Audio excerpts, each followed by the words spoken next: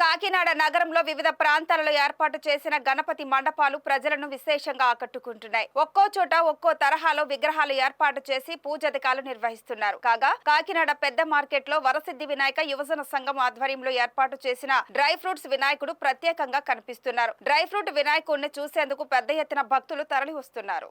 ఈ సందర్భంగా నిర్వాహకుడు పెద్దబాబు మీడియాతో మాట్లాడుతూ పెద్ద మార్కెట్ సమీపంలోని ఉల్లింత వీధిలో గత 16 ఏళ్లుగా విభిన్న రూపాలలో వినాయకుడిని ప్రతిష్ఠించి ప్రత్యేక పూజలు జరిపిస్తున్నామని తెలిపారు.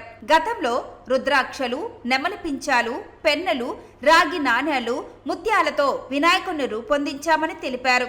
ఈ సంవత్సరం 200 కిలోల ఎండు ద్రాక్ష తదితర డ్రై ఫ్రూట్స్ తో విఘ్నేశ్వరుణ్ణి రూపొందించి భక్తులకు దర్శనం కలిగిస్తున్నామని వెల్లడించారు. 14 రోజుల పాటు ఇక్కడ ఉత్సవాలు జరుగుతాయని భక్తులు పెద్ద సంఖ్యలో పాల్గొని డ్రై ఫ్రూట్స్ వినాయకుడిని దర్శించుకోవాలని విజ్ఞప్తి చేశారు.